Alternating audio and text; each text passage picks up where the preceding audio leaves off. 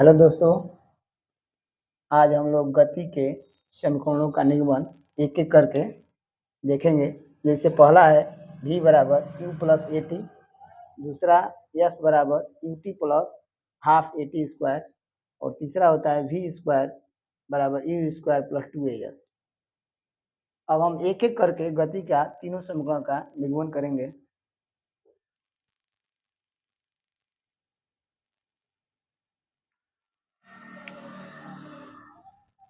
जैसे पहला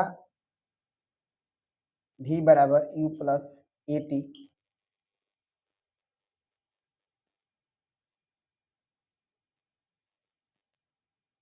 आप लोग जानते हैं कि त्वरण का फार्मूला होता है a बराबर v minus u by t, a बराबर v minus u by t, इधर t भाग कर रहा है, इधर गुणा करेगा, a t equal to v minus u हो जाएगा।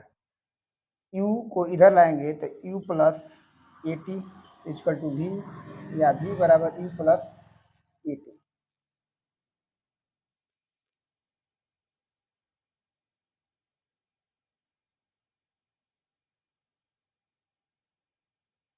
इसी तरह दूसरा समीकरण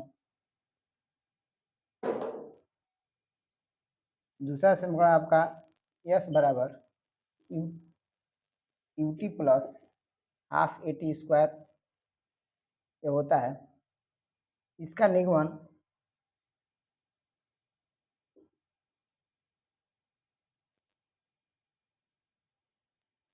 औसत वेग गुणे समय अंतराल, समय या दूरी इक्वल टू होता है, दूरी बराबर औसत वेग गुणे समय।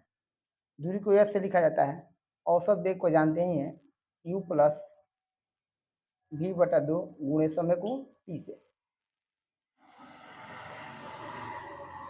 अब हम यहाँ u का जस का तस रखेंगे, v का मान जो होगा गति के पहला समीकरण से v बराबर u प्लस ए टी, यह v का मान अब यहाँ v के जगह पर रख दिया जाएगा, u प्लस ए टी बटा 2 इंटू टी। अब u plus u plus a T by 2 into T हो जाएगा।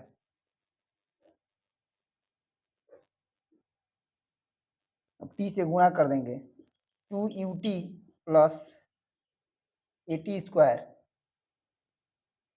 बाई 2। अब जो 2 है दोनों का हर है, 2ut plus a t square का भी, 2ut by 2 plus a t square by 2, 2 से 2 कैंसिल हो जाएगा, तो ut प्लस यहाँ पर कुछ भी नहीं तो 1 है, 1 बाई 2 ए टी स्क्वायर किसके बराबर आ रहा है, यस के बराबर आ रहा है। यही आपका गति का दूसरा समीकरण निगमन हो गया। अब हम लोग गति का तीसरा समीकरण का निगमन करेंगे।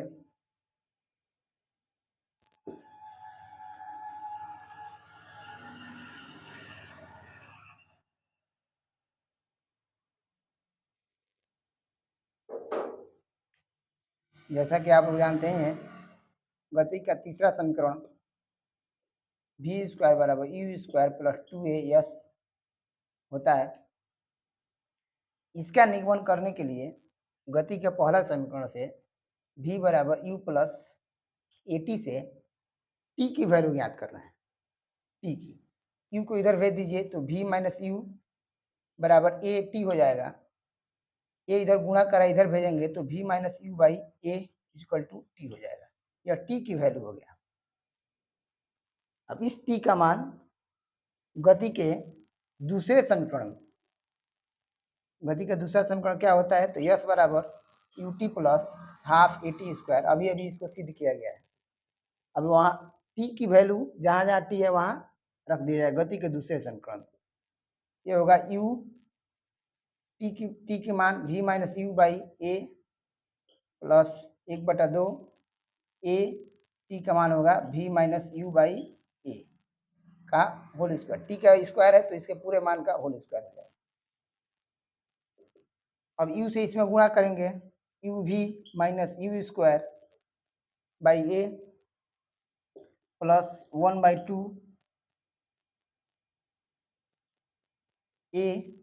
अब इसको तोड़ेंगे ए माइनस बी का होल स्क्वायर पर, a square minus 2 a square minus 2 a b plus b square होता है, तो ए स्क्वायर माइनस 2 यू भी plus u square by a square.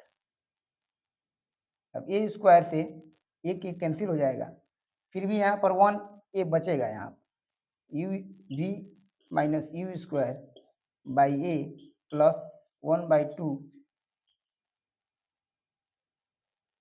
1 से गुणा होगा तो 1 से गुणा होगा तो ये भी स्क्वायर माइनस 2 यू भी प्लस यू स्क्वायर, 2 में ए से गुणा करेंगे तो क्या होगा 2a।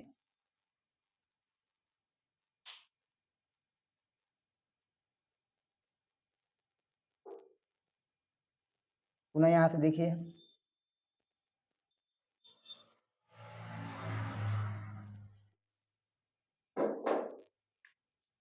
यू भी माइनस यू स्क्वायर बाई ए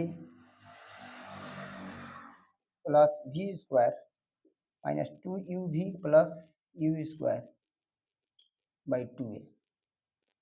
ए और 2a का एलसीएम निकाला जाएगा, 2a होगा, 2a में ए से भाग किया जाएगा तो ए कट जाएगा, 2 बचेगा, 2 से गुणा करेंगे तो 2 यू भी minus 2 you square plus A cancel, 2a से 2a पूरा कैंसिल हो जाएगा, इसको सेम उतार दिया जाएगा, भी स्क्वायर माइनस 2 यू भी प्लस यू स्क्वायर,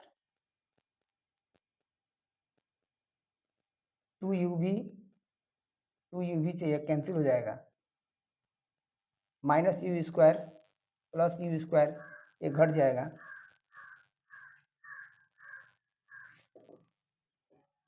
यह एस बराबर आ रहा है सबका, ये माइनस 2 यू स्क्वायर प्लस भी स्क्वायर प्लस यह यू स्क्वायर बाई 2a।